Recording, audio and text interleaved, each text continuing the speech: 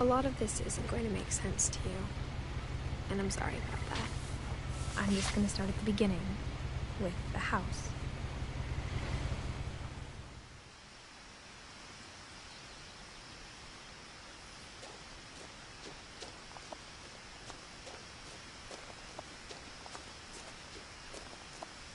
I lived here until I was 11, but I wasn't allowed inside half the rooms.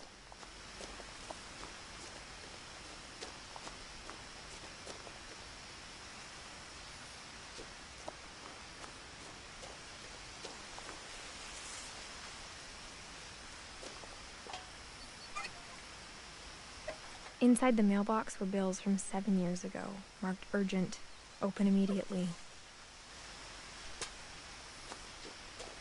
I hadn't been back since my brother Lewis's funeral.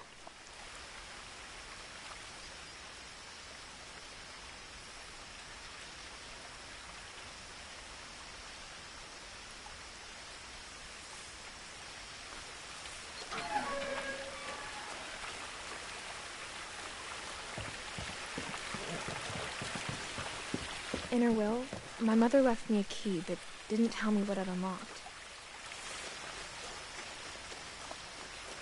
Maybe she thought I'd know, or she thought that the mystery would be enough to bring me back.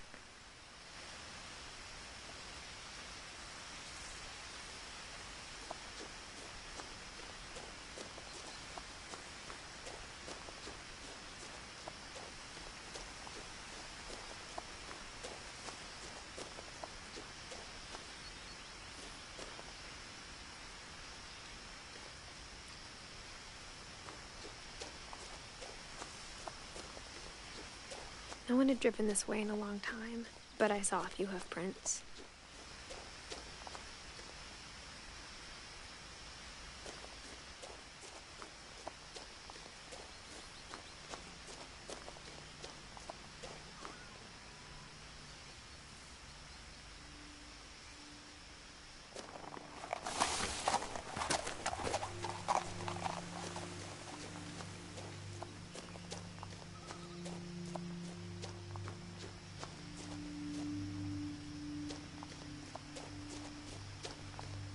The truth is, even after I inherited the house, I never thought I'd come back to it.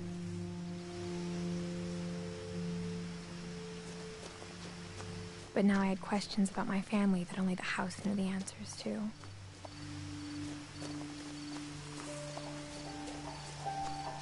The house was exactly like I remembered it, the way I'd been dreaming about it.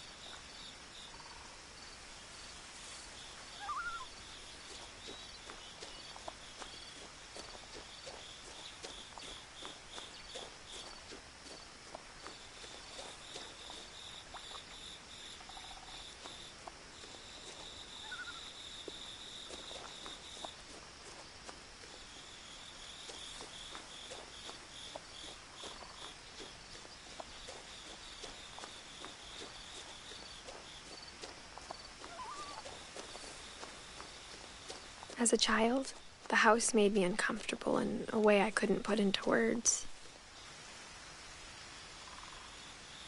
Now, as a 17-year-old, I knew exactly what those words were. I was afraid of the house.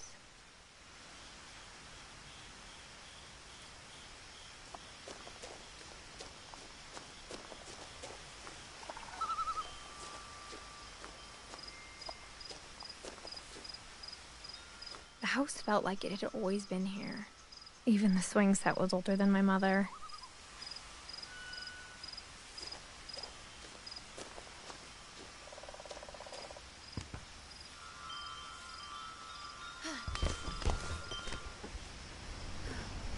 Crawling through the doggy door used to be a lot easier when I was 11.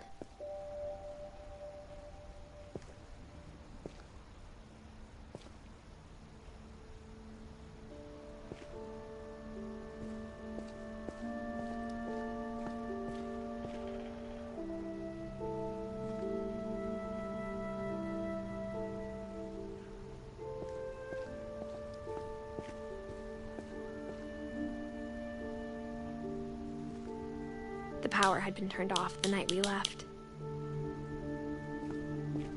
For the first time in years, I felt like I was home. But instead of a family, there were just memories of one. Like how only one restaurant would deliver to our house, so we had Chinese a lot.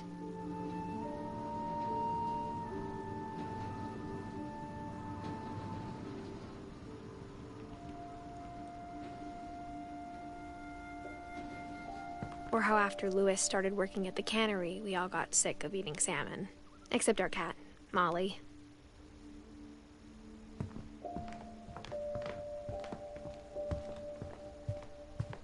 The table was still a wreck from the night we left. It was like a bomb had gone off, killing everyone but sparing the furniture.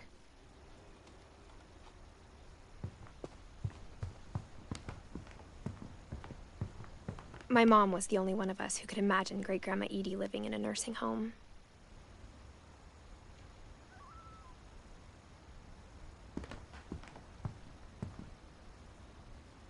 Nothing in the house looked abnormal.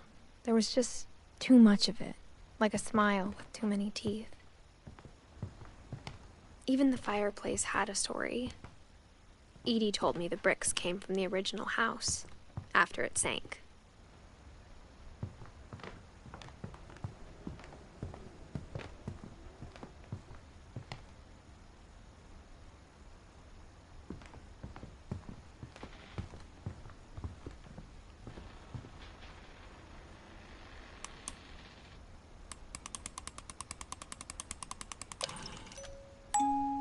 Great-Grandpa Sven built a music box for Barbara, along with the rest of the house.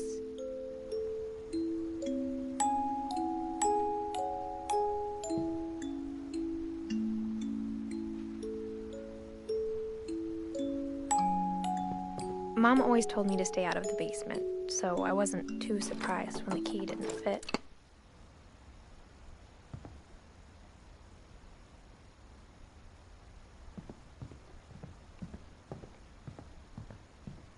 A lot of things got left behind in the whirlwind of that last night.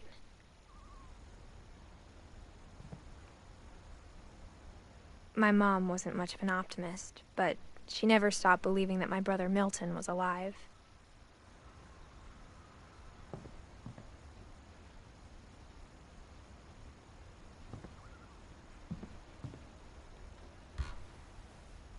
Edie told me once that every Finch who ever lived is buried somewhere in the library.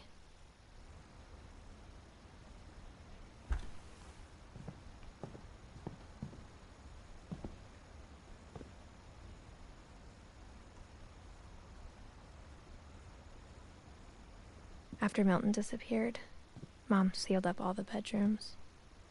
Then Edie retaliated and drilled peepholes.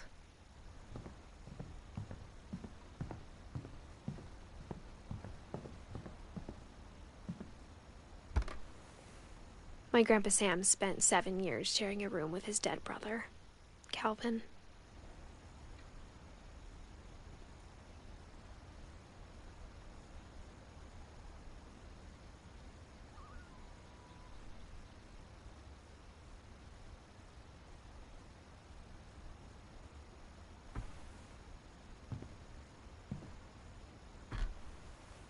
As a kid, I just assumed every house had peepholes and sealed rooms you weren't allowed inside of.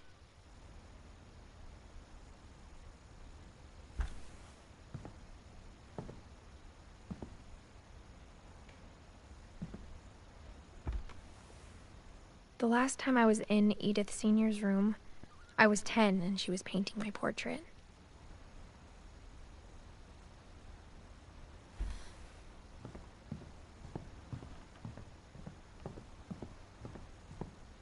Whenever people ask me about my family, the first thing they always want to know about is Barbara.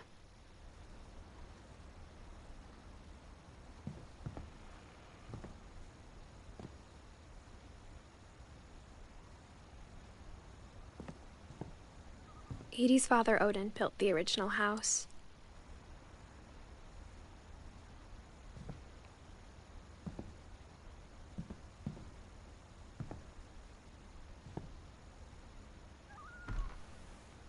Barbara was a child star for 2 years, until America grew out of it.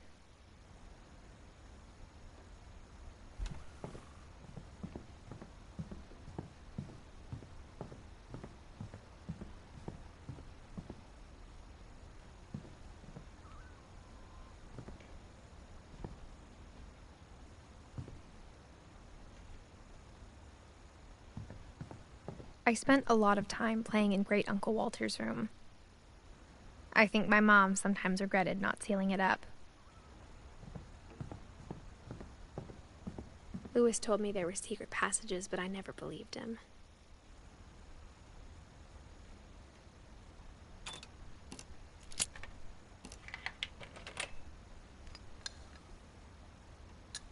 Turns out, my mom was really good at keeping secrets.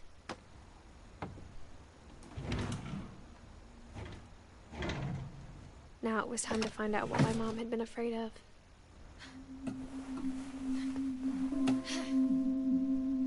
From the paintings on the wall, it was clear my brother Milton had been here before me.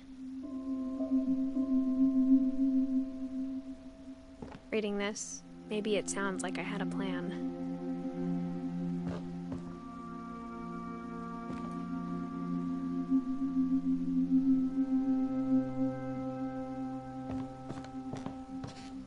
But I had no idea what was behind that door.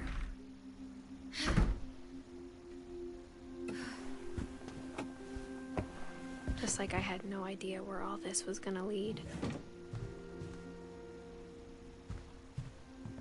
I grew up looking at Molly's room through the peephole. Molly's gerbil had a tiny bedroom with its own even tinier gerbil cage.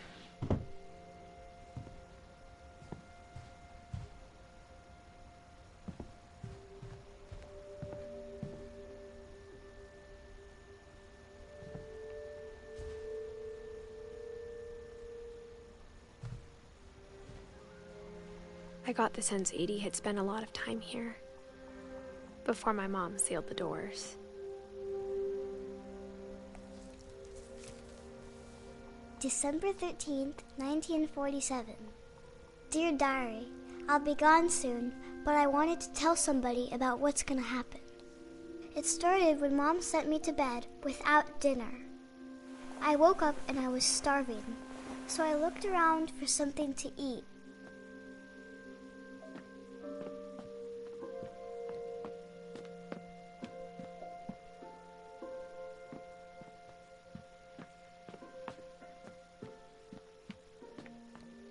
The gerbil food was dry, but I didn't mind it.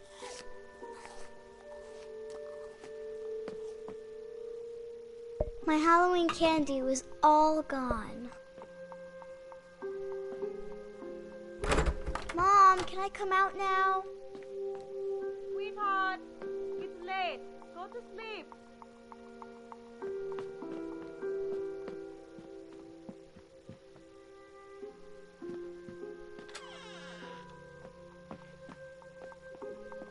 I kept eating and eating.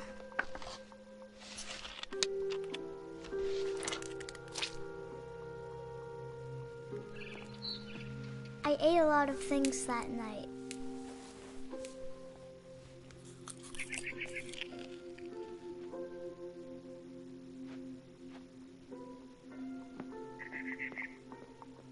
Then I heard chirping outside my window. It was a barn swallow going back to her nest. I reached out for her.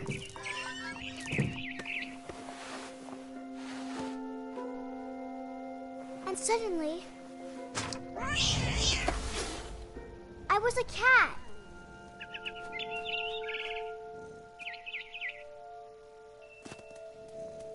I tried to be quiet, but the bird was really scared.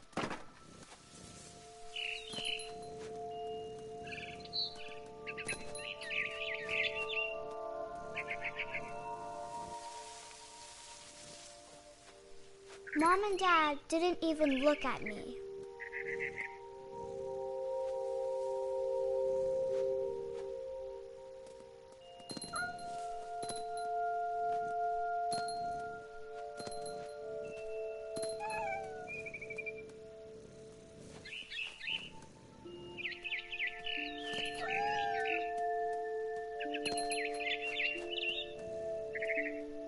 jumped and I almost got her.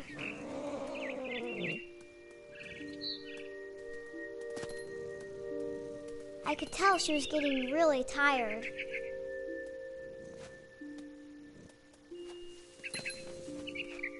Now I was up in the big tree. I promised Dad I wouldn't climb it anymore. All I cared about was eating that mama bird.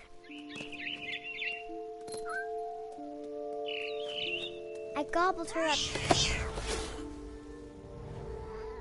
And suddenly, I was an owl. First, all I heard was the wind. Then I heard little teeth nibbling in the grass.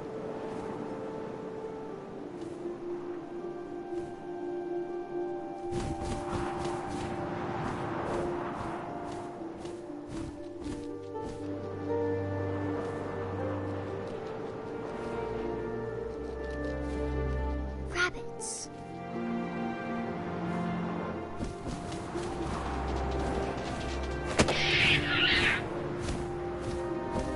I imagined his face looking up and seeing mine through my talons. I swallowed him up, and I didn't chew one bit. Then I flew off to find something bigger.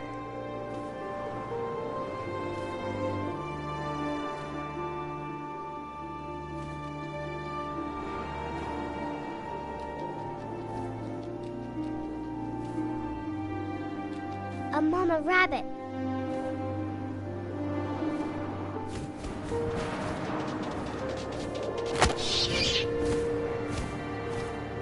She was almost too big to carry.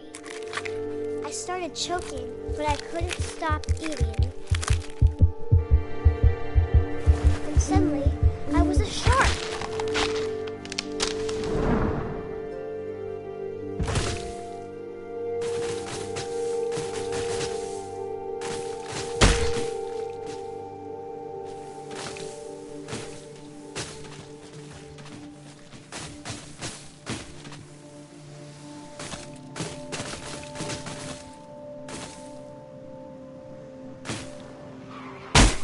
I rolled off a cliff and into the ocean. Now, I was hungrier than ever.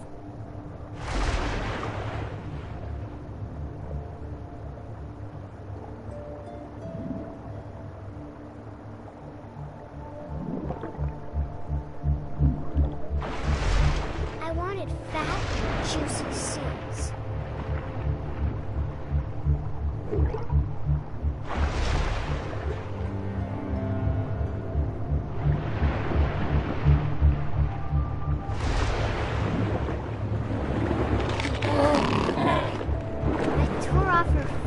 And it tasted really good.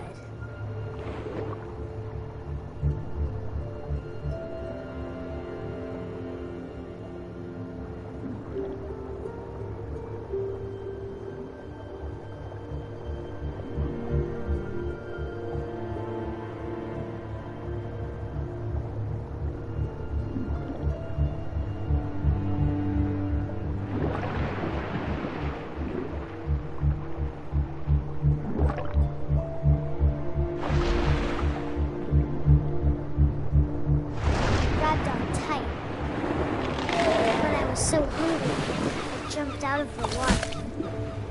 When I opened my eyes, everything had changed.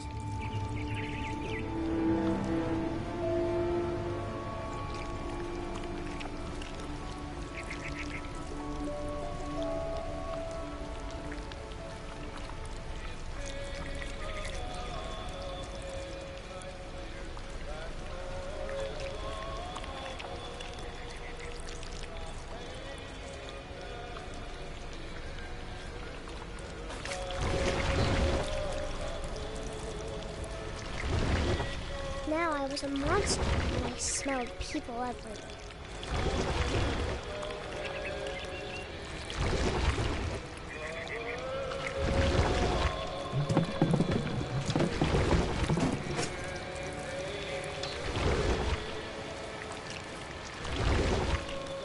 I was big and I moved real quiet.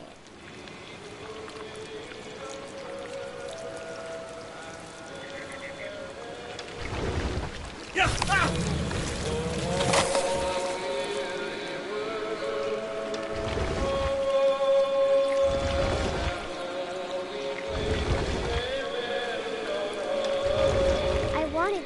stop, but also I didn't.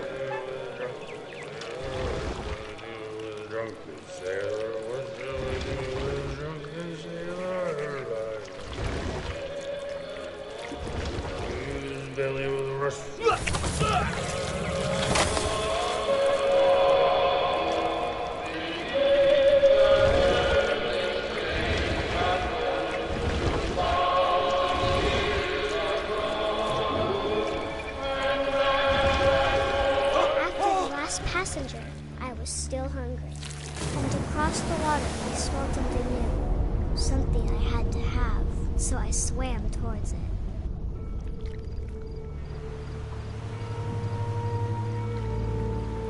I slithered onto the sand, and the good smell went into an old pipe.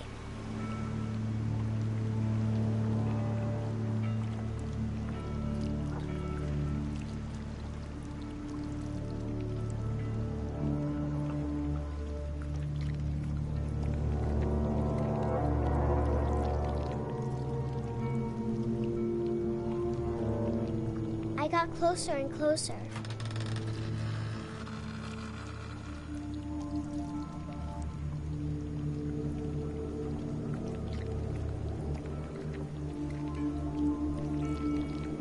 All of my stomach started growling.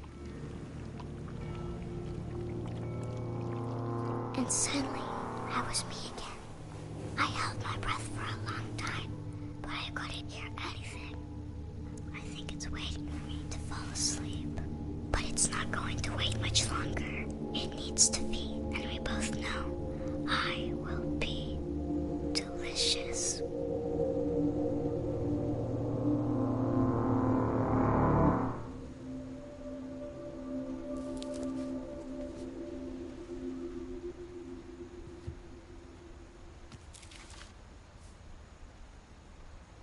I'm not sure if I believed all of that, but I'm sure Edie would have.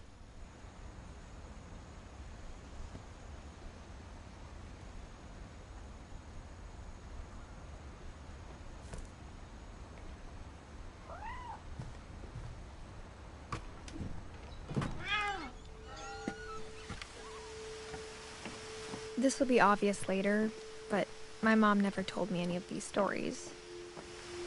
Edie would have, but Mom didn't like bringing up the past. Though, when we adopted a stray kitten, she was the one who named it Molly.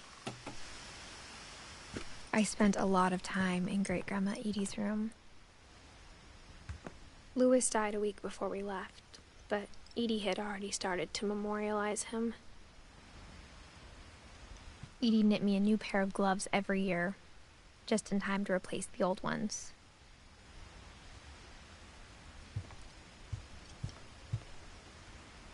Edie gave a big interview about a mole man living under the Finch house. My mom was furious. I hadn't thought of myself as Edith Jr. for a long, long time.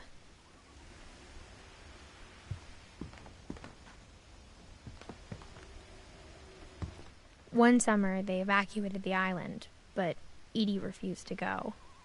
For a few weeks, she was a celebrity. When Edie told people Sven was killed by a dragon, she could also have said he was building a dragon-shaped slide that collapsed. She could have, but she didn't.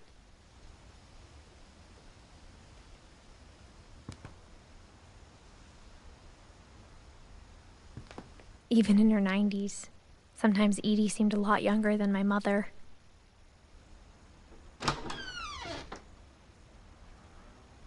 The only trace Grandpa Sam's first wife, Kay, left on the house was the pink bathroom.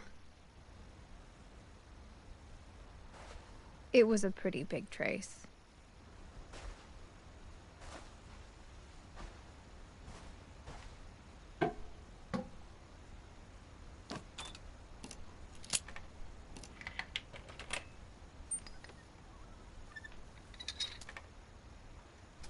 There's a secret in this bathroom. It's in the last place you would look.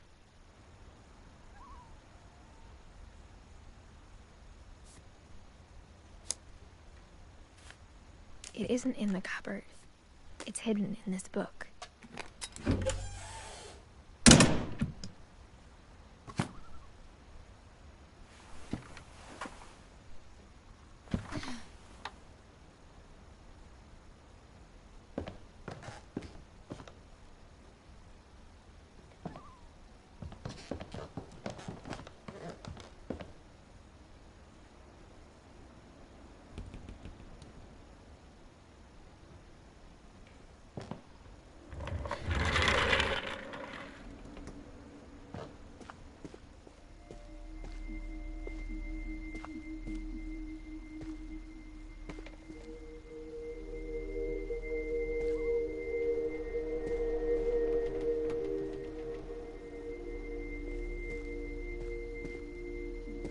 I knew Grandpa Sam had a twin, and that he never talked about him.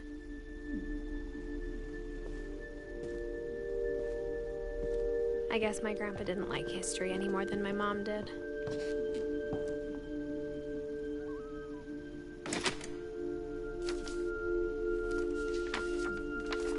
How I Want to Remember My Brother by Sam Finch.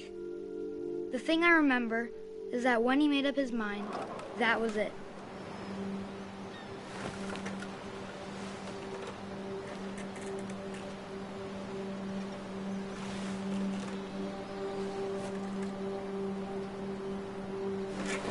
My brother said he'd die before he ate another mushroom. And he did. At Barbara's funeral, we swore we'd never be afraid again. And he wasn't. I think Calvin always wanted to fly. Sam! Calvin! Dinner's ready! Coming! But that day, he finally made up his mind to do it. I told him going around was impossible. Maybe if I hadn't said that, Calvin, I'm not gonna tell you again. maybe if the wind hadn't picked up, then maybe he'd still be here. But I doubt it. I think he'd already made up his mind. That's what I want to remember about my brother.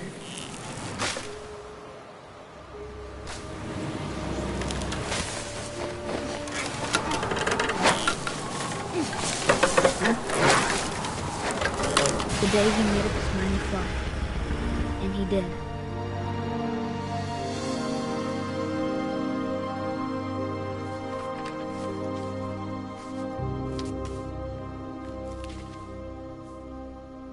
Calvin's story felt strangely familiar.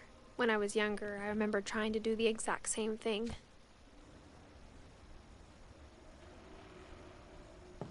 After the funeral, Edie roped off Calvin's half of the room.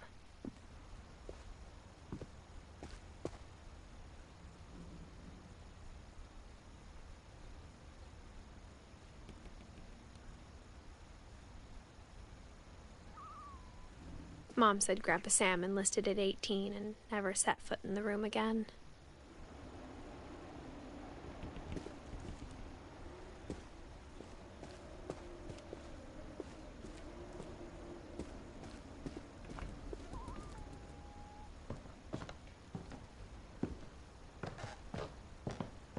Sven gave Sam an old camera he'd refurbished. He never put it down.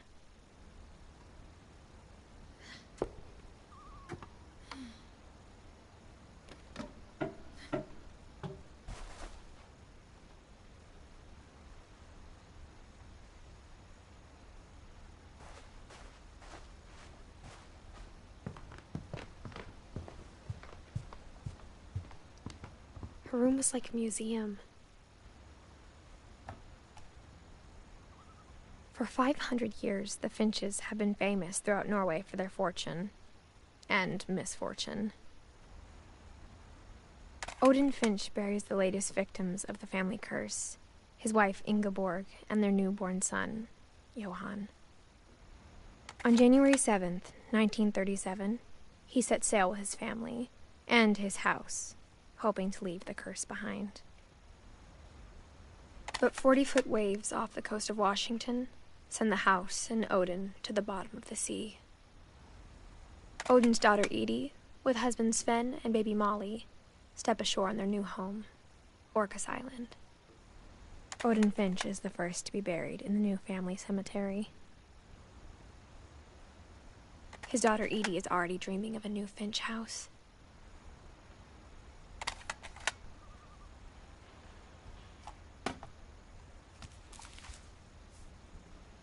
Whatever's wrong with this family, it goes back a long ways.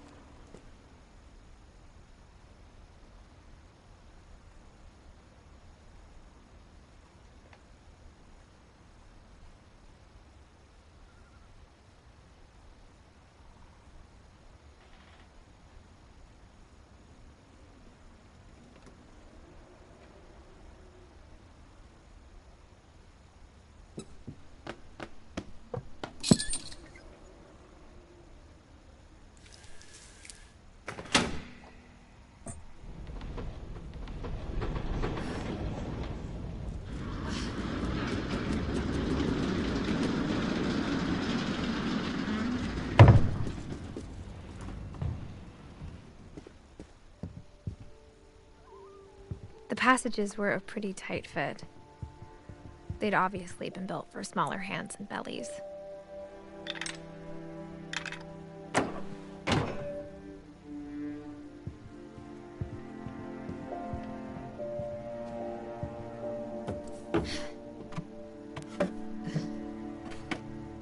Growing up, I always thought of Barbara as a child star.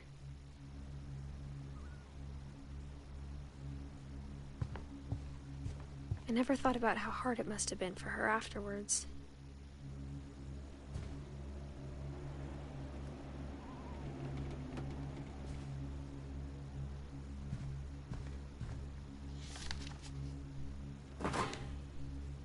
Of all the stories people wrote about Barbara's death, I'm surprised Edie saved this one.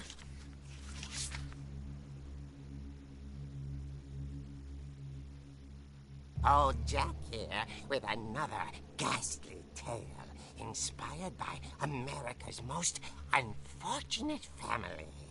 I'm calling it The Surprise Ending of Barbara Finch. As a child star, Barbara was famous for her scream. Now at 16, she was all washed up. A has-been. But in a lucky break, she'd been asked to perform her signature scream at a local convention for monster movie fans. It was just the boost her career needed. Unfortunately, her scream hadn't aged well. Getting better. I think you just need the right motivation. Her biggest fan and current boyfriend, Rick, was about to demonstrate when... Now that was a great scream. It was Barbara's father, Sven. He'd slipped into a table saw and had to be rushed to the emergency room. So Barbara got stuck babysitting her youngest brother, Walter. Her convention comeback was cancelled. Okay, I'm hearing frustration, but I'm not hearing terror. What if I tried... A gang of hoodlums in Halloween masks have been terrorizing Orcas Island tonight. Police are urging residents to... That came from the basement. You're right! Also, I loved your delivery on that. Why is your basement door locked? Because my dad likes making puzzles and secret passages. There's a key hidden in the music box. The secret is to keep winding and winding until finally the key pops out. Thanks, babe. I'll be back in a sec. 20 minutes later, Rick hadn't returned. So Barbara went to look for him, right on cue. She reached for the music box.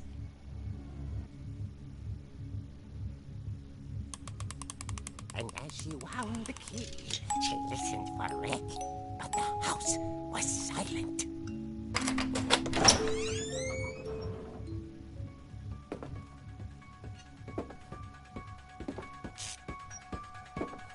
She found Rick's crutch and imagined the worst.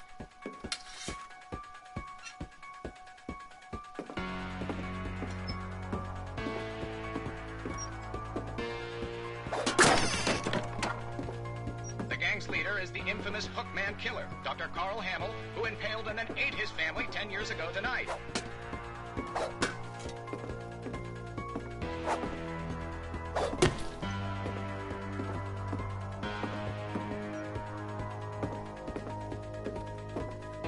The old fridge rattled and grew still. Oh dear! Oh! Rick? Barb, relax. I was just trying to scare you to help you find your scream. Well, I'm not scared, Rick. I'm furious. Then act furious. All I'm getting from you now is that you're hurt and confused and She threw him out, but she kept a little something to remember him by. Barb, have you seen my other crutch? And she was still holding it when she fell asleep watching the late picture show. Hours later... Barbara! Walter, what's going on up there? Ah! Okay, I'm coming up, but if this is a trick, you're dead, Walter.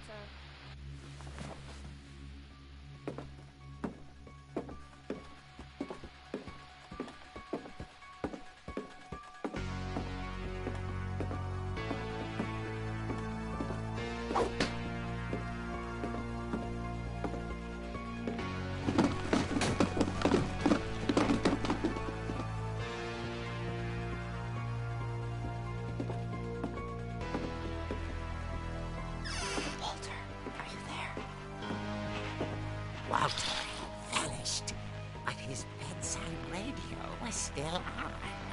Orcas Island police describe the man as 6 feet tall, with a steel hook for a hand. Residents are urged to lock all doors and windows and notify the police of any suspicious activity.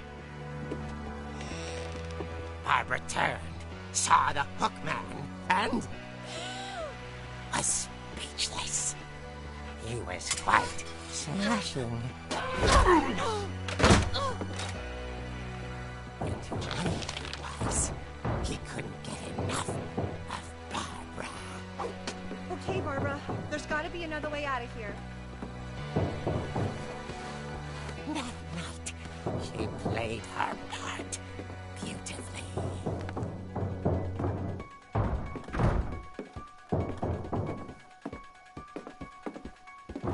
Molly's door hadn't been opened in years. The hinges groaned.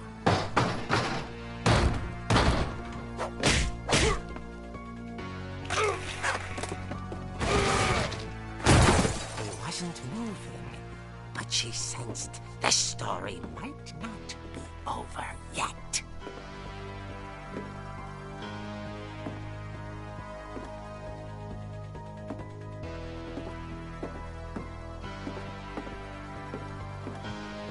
The hookman had vanished. She listened for his breathing, but all she heard was...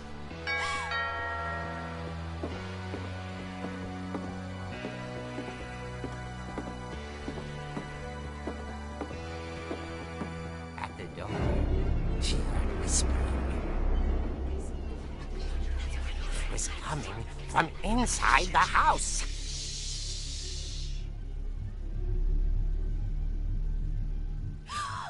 Oh dear. The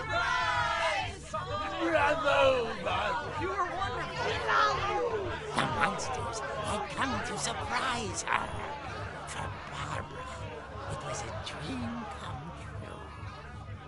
Then she saw what kind of monsters they were, and she realized what was about to happen.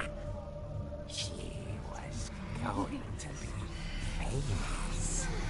And with her final breath, Barbara Finch gave the performance of her life.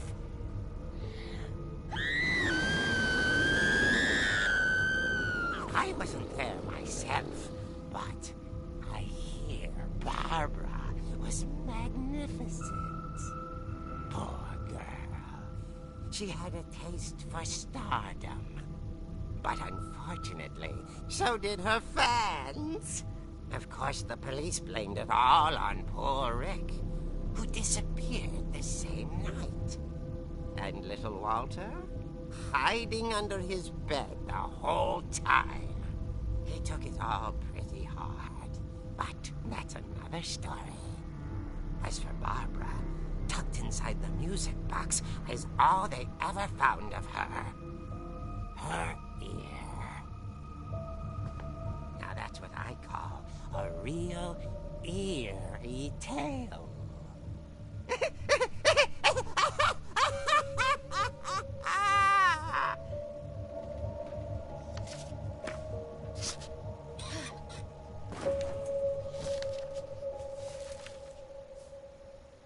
Edie told me all Barbara wanted was to be remembered, as absurd as that comic was. Maybe what Edie saw was a happy ending.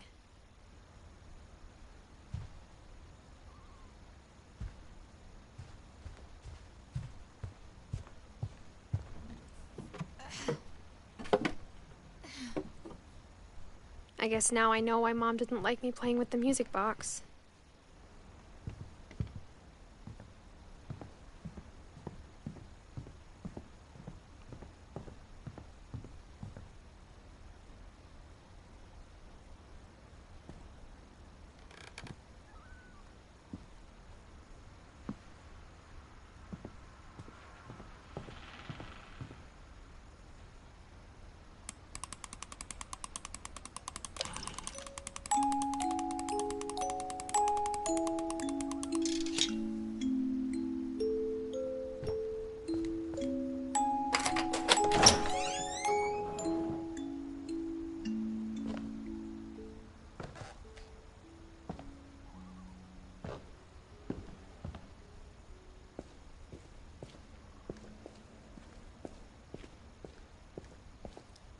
Mom said the basement was off limits, unless I wanted another tetanus shot.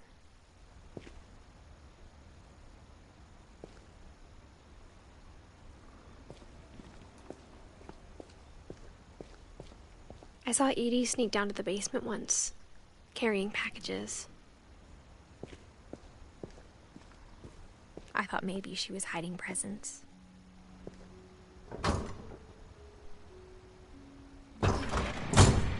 It turned out she was hiding a lot more than that.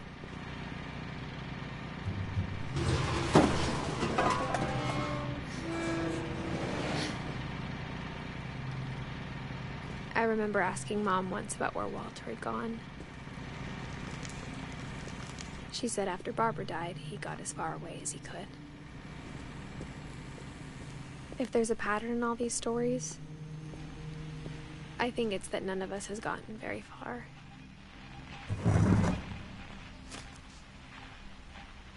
Goodbye, everyone. I can't believe I've been down here for 30 years. On that first day, after the shaking started, I didn't think I'd survive a week.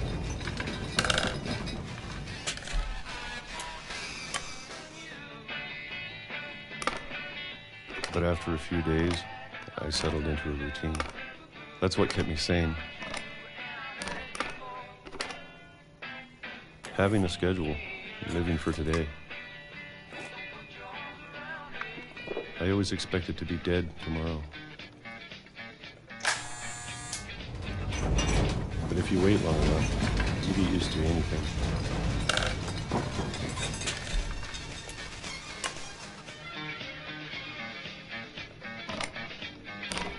Even a monster on the other side of the door starts to feel normal. Almost friendly.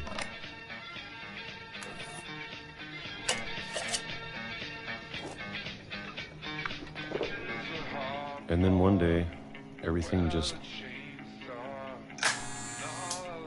stopped. Whatever that thing was, it was gone. Maybe it got tired of waiting. Or maybe I just got tired of being afraid.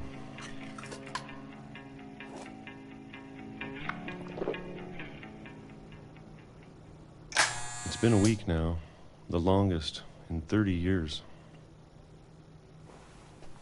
I'm done waiting. I have to leave while I still can.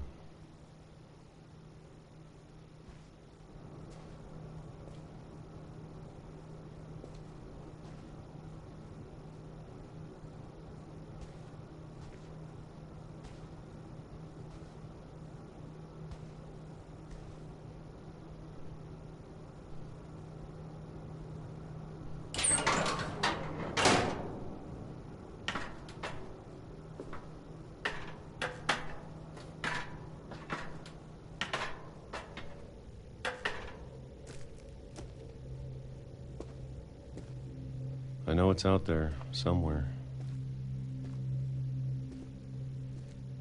Whatever killed Barbara and Molly and Calvin. Maybe this is all a mistake. But I need to stop living the same day, even if it kills me.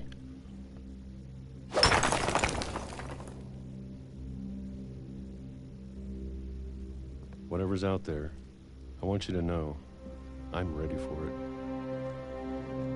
I'm going to appreciate all of it, especially the food. I don't mind if I only have a year left,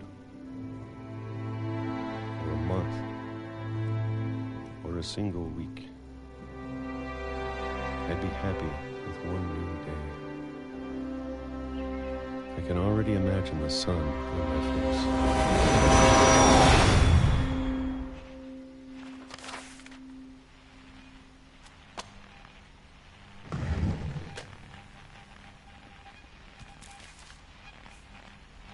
Walter died when I was 6. I can't believe my mom never told me he was down here.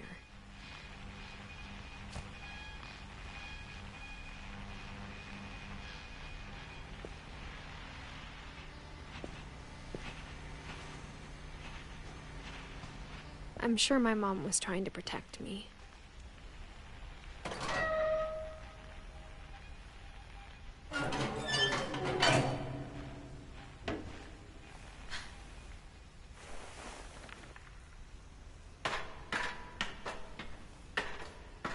Maybe she was afraid I'd end up like Walter.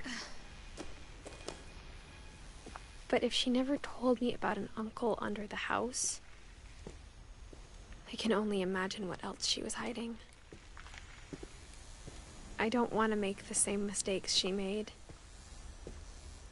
trying to bury something that's still alive.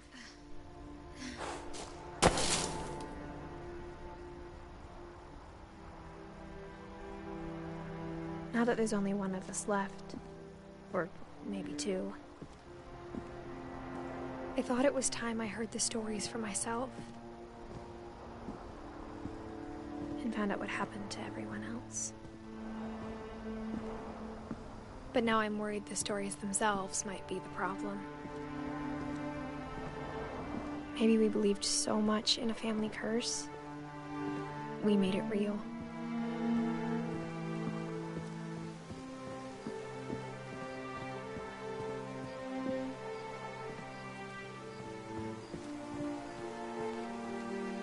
I don't know if I should even be writing this.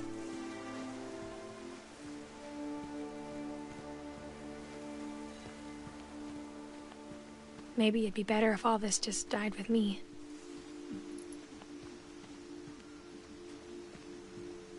But I thought you should know about your family.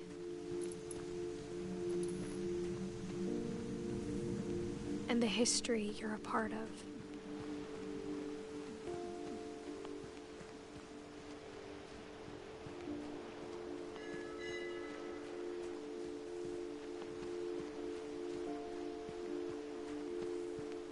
Though to be honest, I feel as lost as you probably do right now. I think the people in these stories believed them, for what that's worth.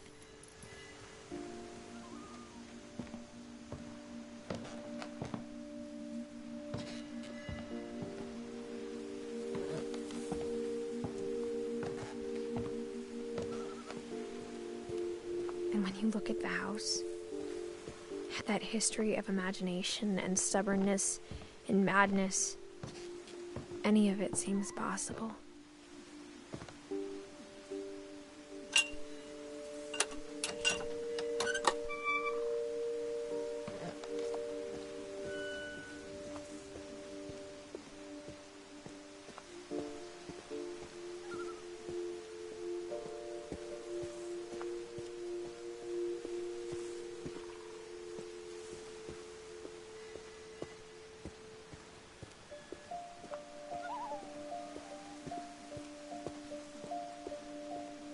I think we've been surrounded by death for so long, we've just gotten used to it.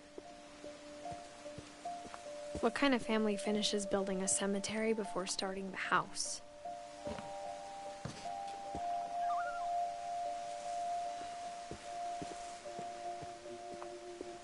It's embarrassing for me to admit this, but the pet cemetery made me more uncomfortable than the human one. 3 of the gerbils are mine, and 2 had been my fault.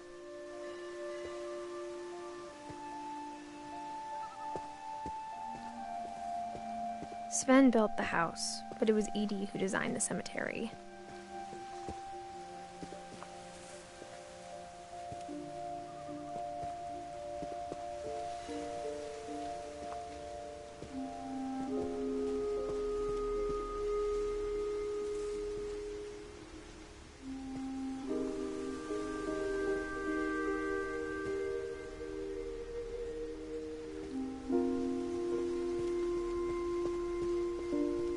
I'm sure Odin's monument had been Edie's idea.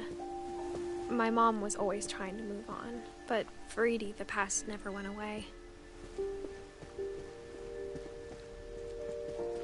She could see it poking out of the water at low tide.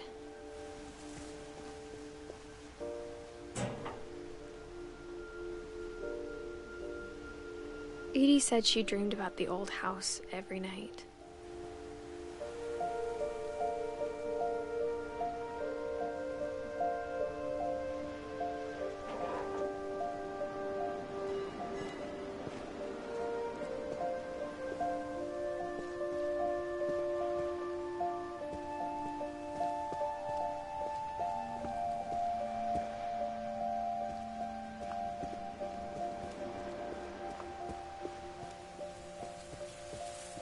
Edie's side was always easier for me to understand. But the older I get, the more I can see where my mom was coming from.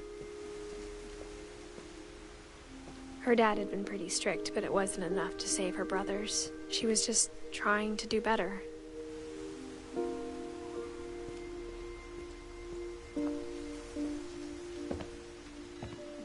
She lost 2 of her brothers, just like I did. I get why she tried so hard to protect us.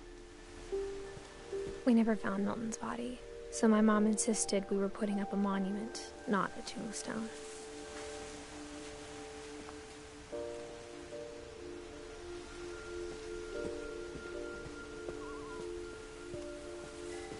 There's so many things I wish I could ask my mom now.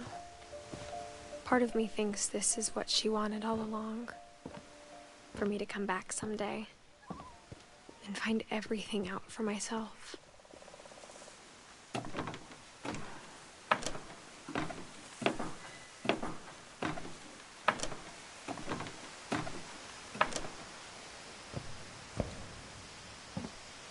But looking back on it now, if she told me there was going to be so much climbing, I never would have come when I was 22 weeks pregnant.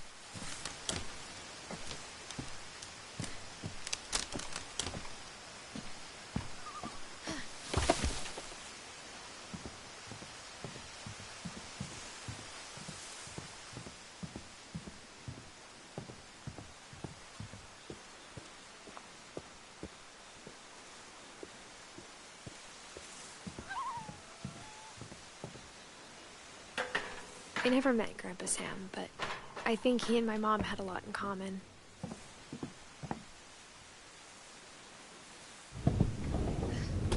They were both pretty intense. Sam spent his life shooting photos, but Mom said he got nervous being in front of the camera. I guess we're all afraid of something.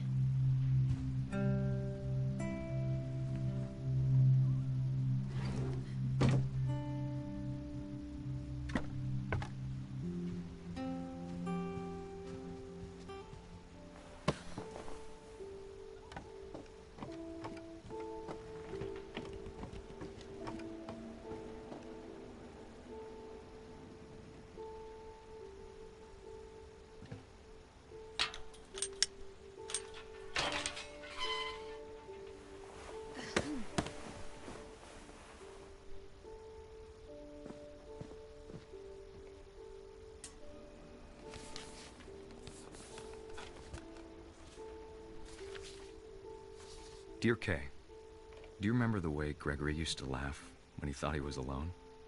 Like something funny was happening, but only he could see it.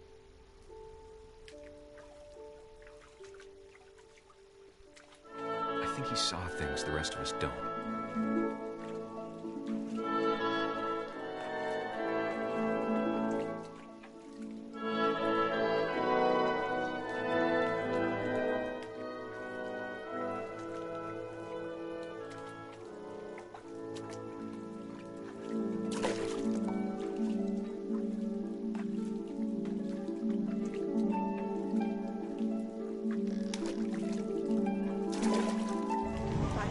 Gregory, it's time to... Hold on, sweetie. Hello? Sam, I told you I don't want to talk right now. I wonder what he saw.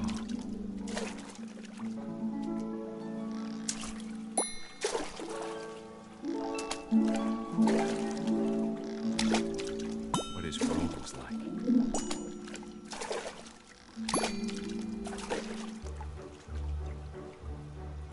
He reminded me so much of Calvin. Lost in his imagination.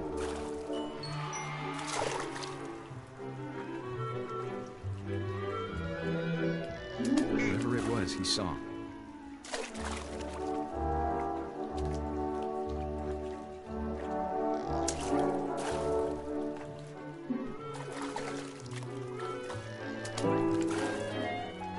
It sure made him happy.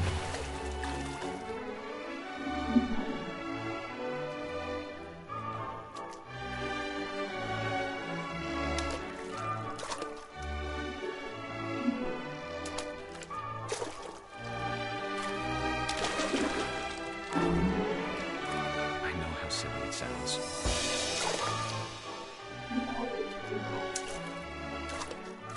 That I worried about a baby being too happy. But I could feel him slipping away. Sorry about that, Gregory. I know you did everything you could. Maybe if I hadn't called that night. Damn it. Hold on, I don't want Gregory to hear this.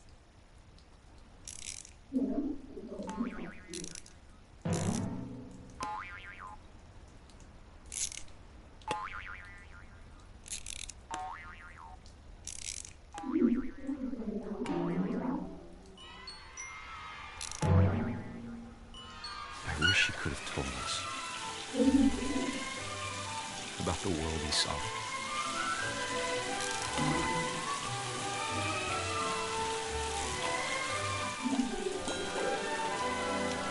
There's so much I don't understand about Gregory. About everything.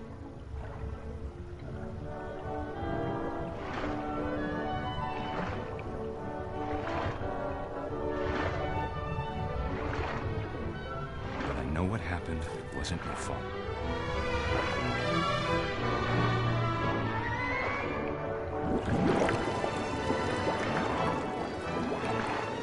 I'm sure he's happy.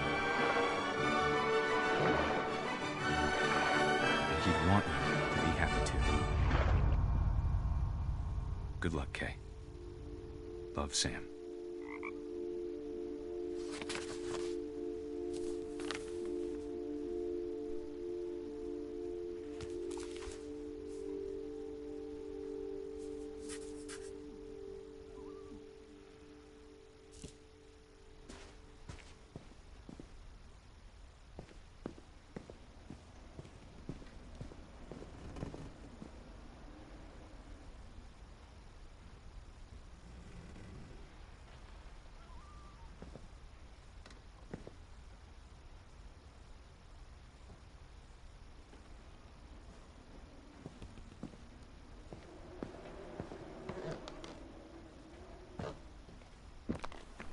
My mom moved up to the loft after her brothers died.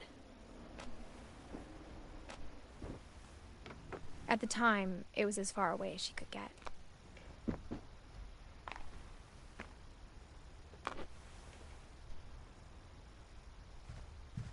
I can't imagine what it was like for her to lose 2 sons after she'd already lost 2 brothers. She spent a summer building houses in Calcutta, where she met my dad, Sanjay.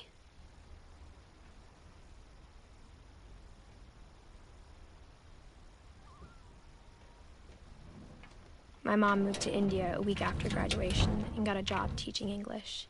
Louis was born a year later. When my dad died, I don't think Mom knew where else to go. I'm sure Edie was happy to have her back.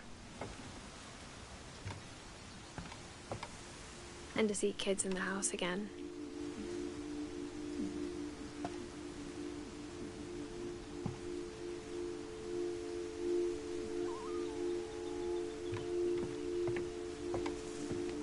The house had to get a little bigger, but Edie was used to that. And for a while, things were good. Almost normal, but it didn't last. The beginning of the end was Milton's 10th birthday, when Edie gave him a castle.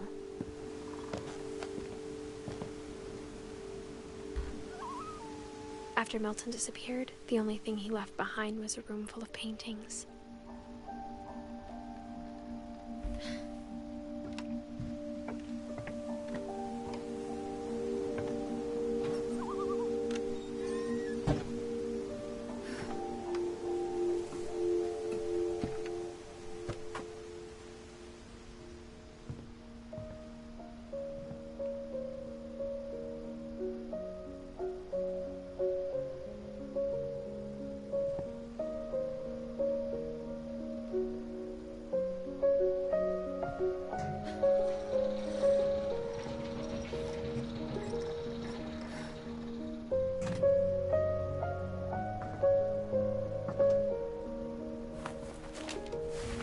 Milton Finch in The Magic Paintbrush.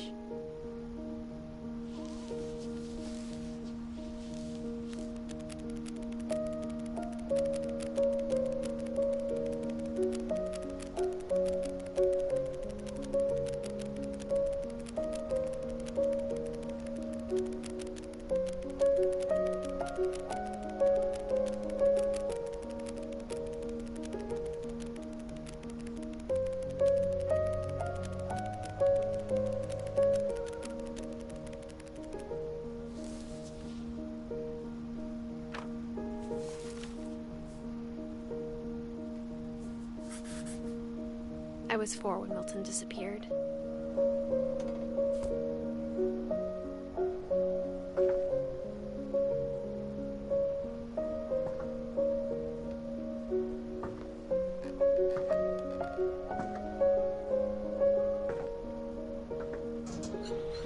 Mom spent months searching for my brother. Then she sealed the doors.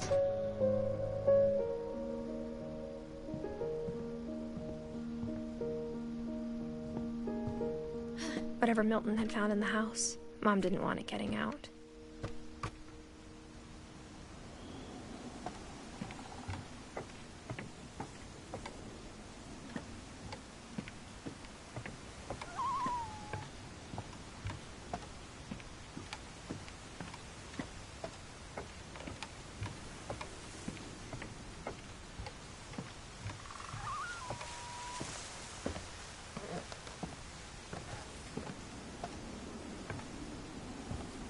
Mom definitely blamed Edie, but I think Louis blamed himself. After he graduated, he just spent more and more time in his room, until Mom got him a job at the cannery. Everyone always told me to stay out of Louis's room, except Louis.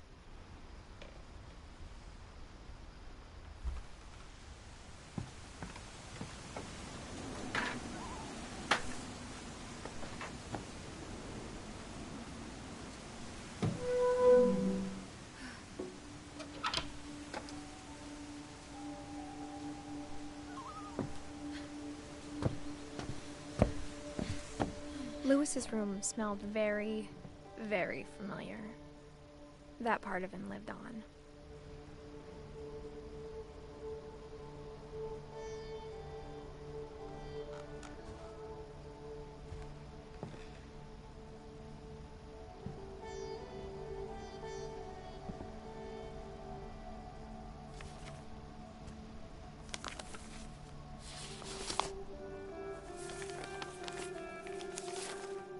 Dear Mrs. Finch, as Lewis's psychiatrist, I can understand your desire for an explanation. As I see it, the trouble began in January, shortly after we convinced your son to seek treatment for substance abuse. Newly sober, I believe Lewis first noticed the monotony of his daily life.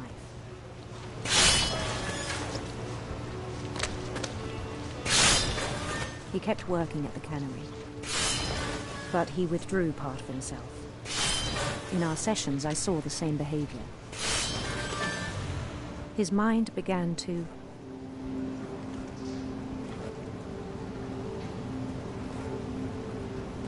wander.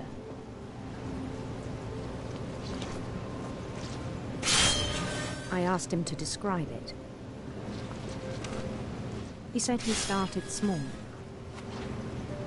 imagining a labyrinth. He'd feel his way about.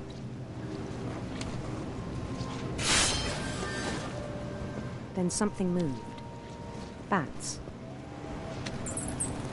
And toads.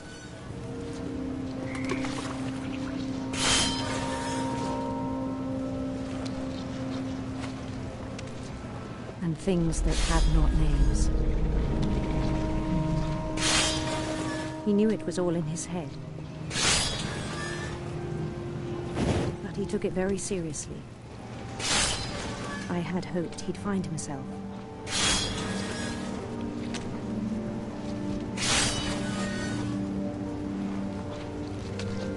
But he found something more.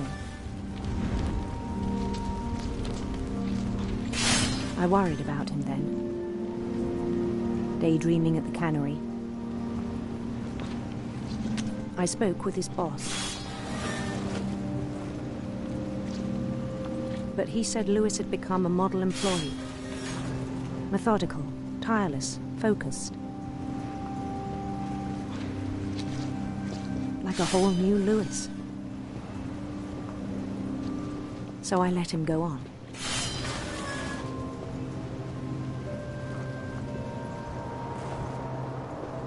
I even encouraged him.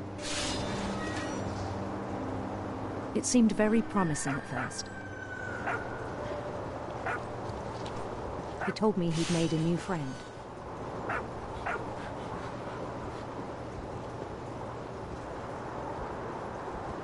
On the edge of a city he named Lewis Topia. He built the city up slowly, brick by brick. Then he made musicians.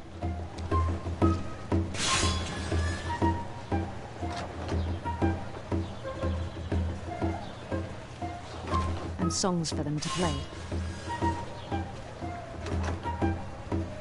He talked about starting a band. And he was always humming something. Every day his imagination grew stronger.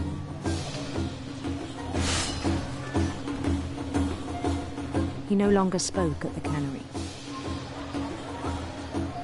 But his chopping was as reliable as ever.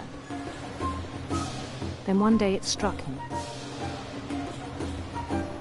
that all the cheering crowds, even the stones under his feet, were all in his imagination, so he could do whatever he wished.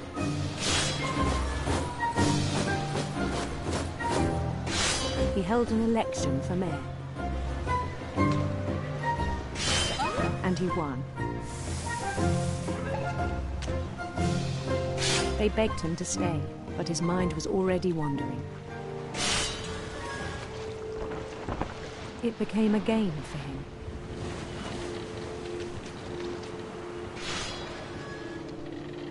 He'd conquer a city, then immediately push on. New Louisville.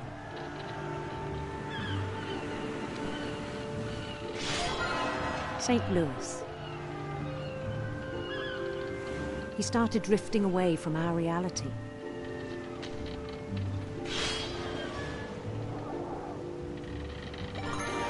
Minneapolis, until one day he forgot to go home from the cannery. Even as his mother pleaded with him, part of Louis kept sailing on.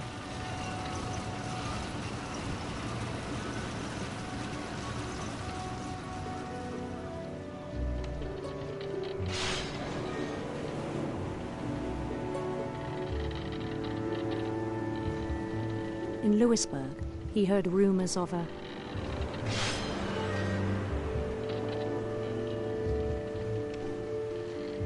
handsome queen.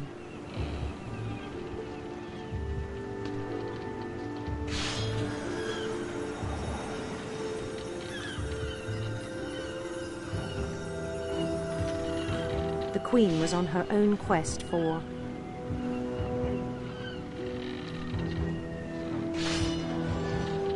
sinister serpents.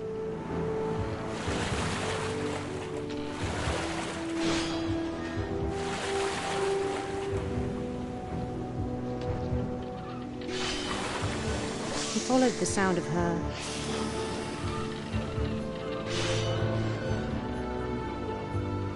silver harp.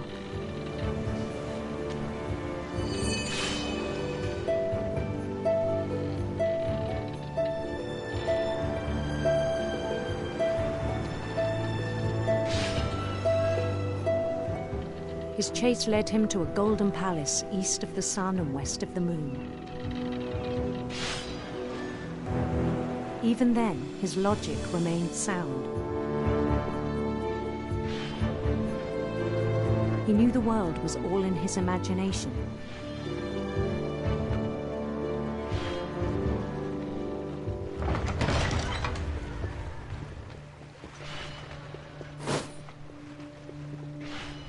But he was so proud of having created it.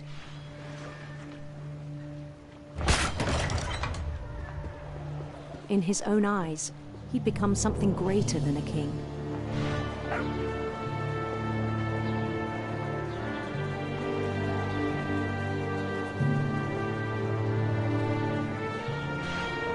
For someone who'd never known success in the real world, I think it was overwhelming. And then it struck him that the real Louis was not the one chopping salmon, but the one climbing the steps of a golden palace.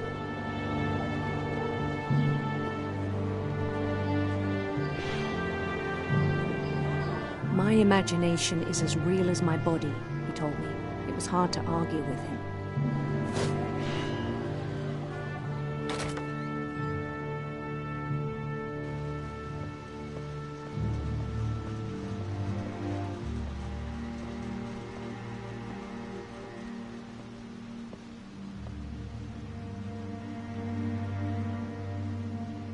He began to forget the world we know.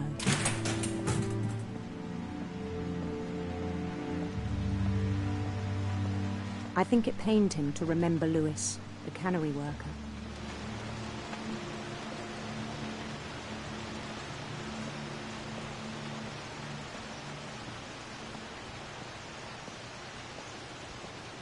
He began to despise the man with a royal contempt.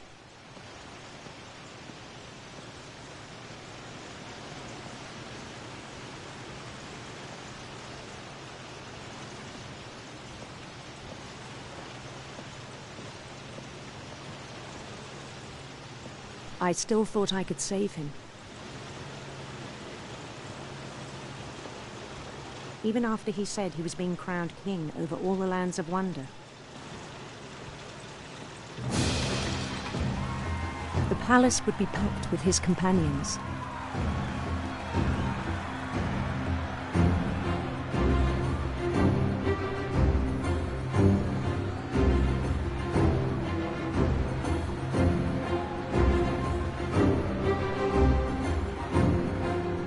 Including the wise Calico who had insisted on advising him.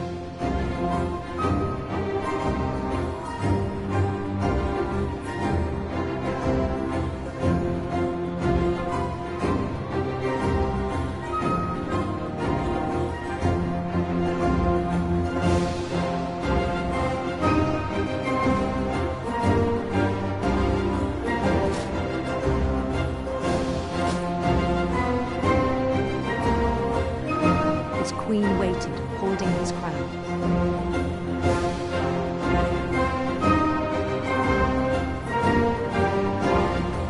There was only one thing left to do.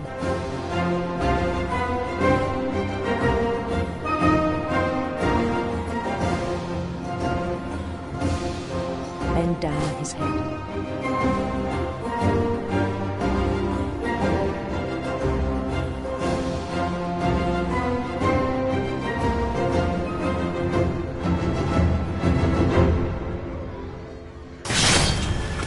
I think you know.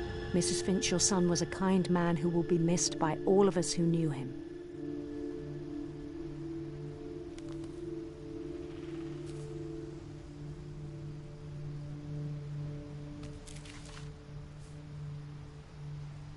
My brother was really cool. I wish you could have met him.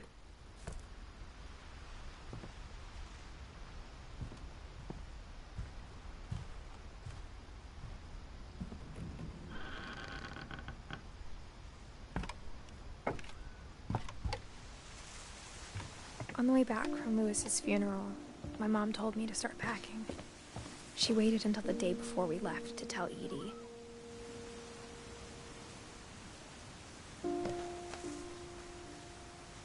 I'm not sure if she wanted to make it easier or harder. I wish we'd stayed.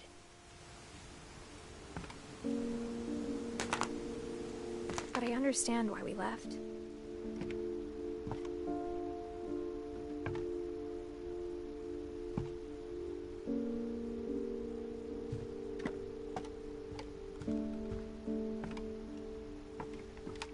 My mom ended up leaving everything behind.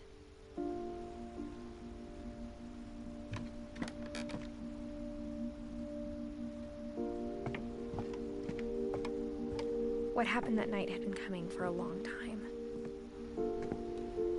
Maybe it should have come sooner.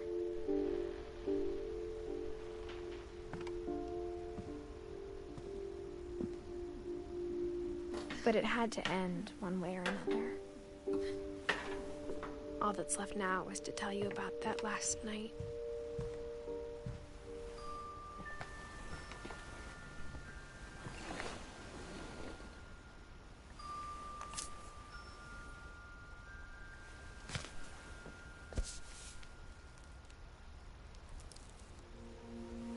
That whole last day, Edie just watched us pack and didn't say a word. Until supper, when she raised her glass and said, "To our final night together, and all our final nights apart." Grandma, you know what I said about alcohol. Some of your medications are very Edith, specific. I left a present for you in the hallway. Why don't you go open it? The grown-ups have to argue now. I'm sorry, you're right. We're all leaving tomorrow. Let's just enjoy our last... I'm not leaving. Edith, you're excused.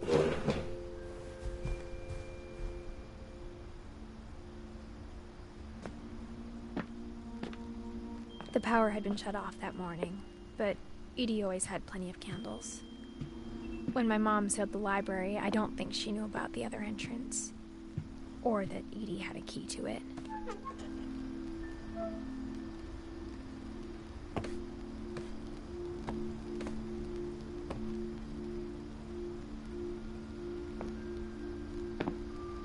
That thing you're afraid of isn't going to end when you leave the house. Edith has a right to know these stories. My children are dead because of your stories. I think it's best if Edith and I leave tonight.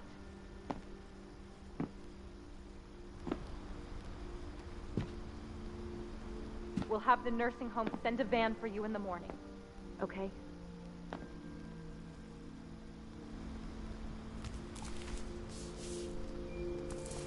Dear Edith, there's so many stories I wish I could tell you, but there's only time for one. This is about what happened on the night you were born. That night, the tide went way, way out. It was the first and last time I ever saw the old house aground. There'd been an earthquake out in the middle of the ocean. They called it the lowest tide in 1,000 years. God, it smelled awful. You know, I've seen that house every day of my life. But I never thought I'd go back to it. When the fog rolled in, I lost my way.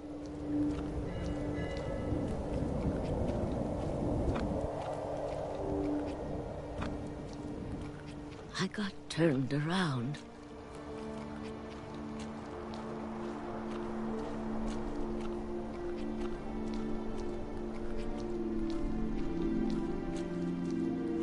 For a while, I wandered.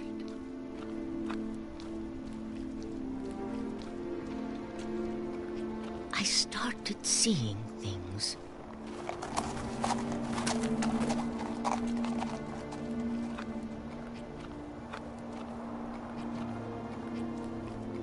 Things I'd forgotten had ever existed.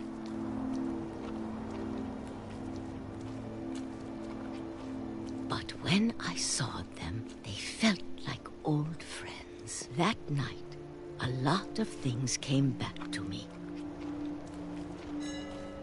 Or maybe I came back to them.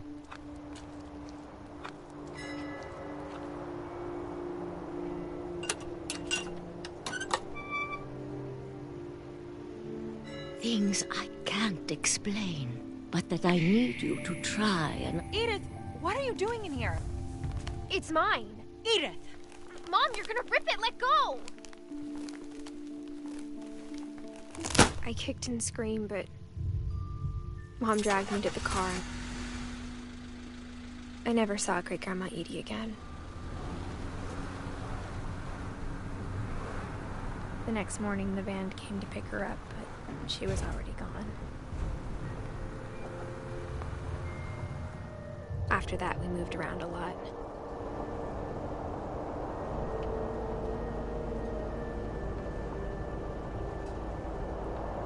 We both tried to make the best of it.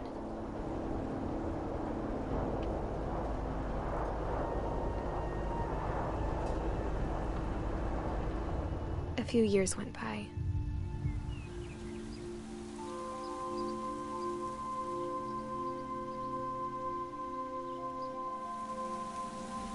My mom didn't like to talk about it,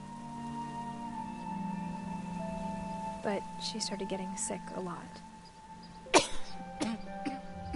The rest happened pretty quickly.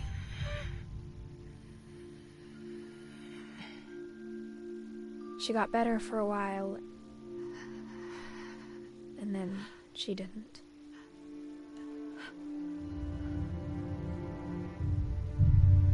And then I was alone.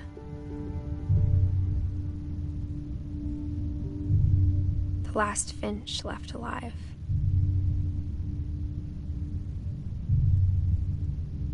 Until I found out about you. I'm still not sure what to tell you about all this.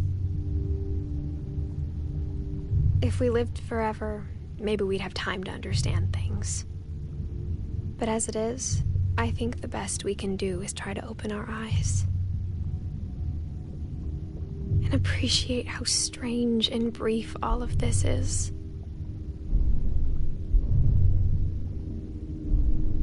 This journal was supposed to be for you. But now I hope you'll never see it. I just want to meet you and tell you all these stories myself. But I guess if you're reading this now, things didn't work out that way.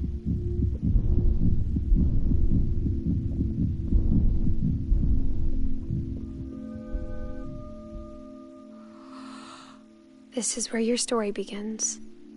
I'm sorry I won't be there to see it. It's a lot to ask, but I don't want you to be sad that I'm gone. I want you to be amazed that any of us ever had a chance to be here at all. Good luck.